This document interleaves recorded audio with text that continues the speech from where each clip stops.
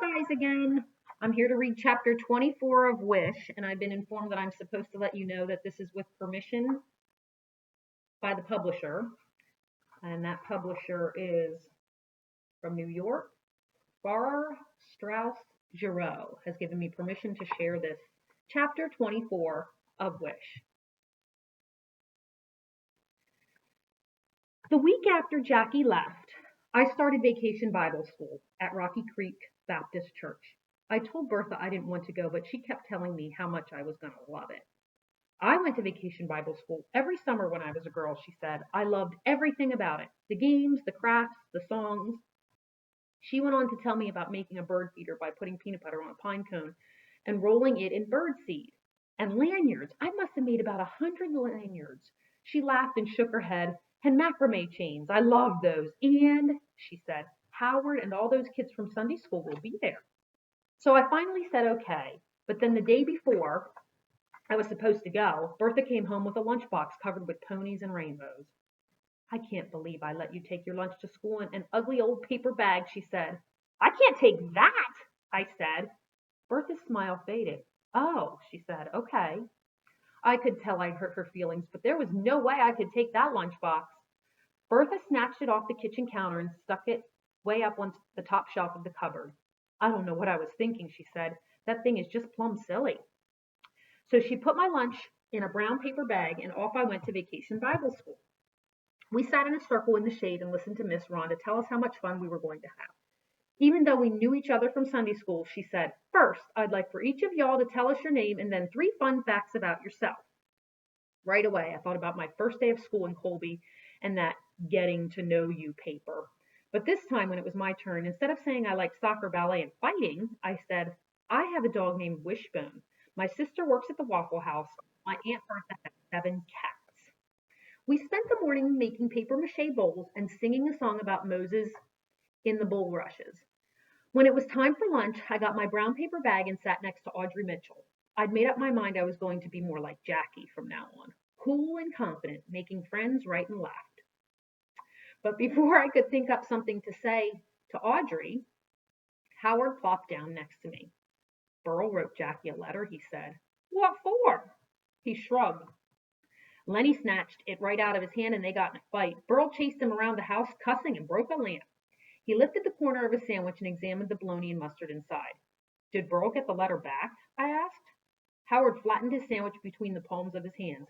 Yeah, he said, but it got ripped, and now they're both grounded because of the cussing and the lamp. He pushed at his damp red hair. His arms were sunburned and bright pink and dotted with freckles. He went on to tell me about Dwight breaking his pinky finger at baseball camp. While Howard talked, I watched Audrey out of the corner of my eye. She sat cross-legged with a paper napkin on her lap. She had butterfly barrettes in her hair, and her sneakers didn't have one speck of dirt on them. Her lunchbox was plain, no ponies or rainbows on it. She opened it and peered inside.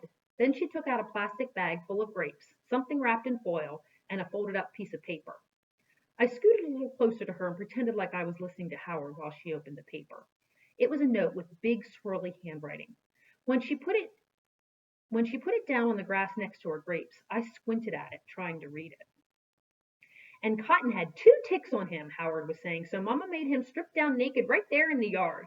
A couple of kids giggled and I shot Howard a look. Nobody wanted to hear the word naked while they ate their lunch, but Howard went right on talking like he didn't even notice. Just then, some girl I didn't know said, Sit here, Audrey, and patted the ground next to her. So Audrey scooped up her grapes and stuff and moved away from me and Howard, leaving that piece of paper behind. Right away, I slapped my foot down on top of it. While Audrey and that girl chatted away about swimming lessons and soccer camp, I snatched up the paper and stuffed it into my pocket. What was that? Howard asked. What was what? That paper. What paper? That paper in your pocket. Nothing. Howard wiped a dab of mustard on his shorts. Okay, he said. All afternoon while we read Bible stories out loud and watched Miss Rhonda's teenage son do magic tricks, I thought about that note in my pocket. Every once in a while, I reached in and wrapped my fingers around it. Finally, I got my chance. Howard was helping Miss Rhonda take the Bible storybooks back inside the church, and Audrey was busy being friends with everybody but me. So I took that paper out of my pocket and read it. Have fun at Vacation Bible School. I will be missing you. I love you very much. Mama. Quickly, I folded it and jammed it back into my pocket. I looked over at Audrey linking arms with some girl and whispering. I closed my eyes, and in my mind, I became Audrey, a girl with perfect sneakers and a friend to whisper secrets to, and a mama who wrote, I love you very much on a note for me. But then I opened my eyes, and I was me again. That night, we had corn on the cob for supper. I counted the rows of corn on my cob, and I couldn't believe it. Exactly 14. That was on my list of things you could wish on. I counted one more time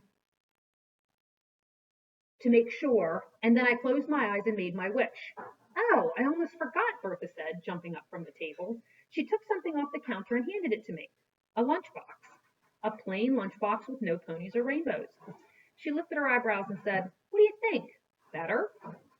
A wave of guilt swept over me and caught me by surprise. I felt bad that Bertha had spent money to buy another lunchbox for me. I should have just taken the one with rainbows and ponies and been thankful for it. I bet Jackie would have. But I hadn't, and now here was Bertha being so nice to me. Yes, ma'am, I said. Thank you. Then we went out on the porch and tossed a tennis ball to Wishbone till he got tired and went to sleep at my feet. As I watched the sun sink slowly behind the mountains, I cupped my hand around that note in my pocket. I thought about Audrey's mother putting those grapes in that little bag and writing that note. I wondered what Audrey's family was like, the one she had written on her flower for the Garden of Blessings at church. I knew for sure her daddy wasn't away somewhere getting corrected, and I bet she had a sister who played cards with her on rainy days and whispered secrets under the covers at night, and I was certain her mama had her feet on the ground. When it got dark and the mosquitoes came out, me and Wishbone went back to my room. I fished around in my backpack until I found a piece of paper and a pen. I tore the paper in half and sat on the floor and wrote, I love you very much, Mama. Then I folded the paper up and tucked it under my pillow before turning out the light and kissing Wishbone on the top of the head.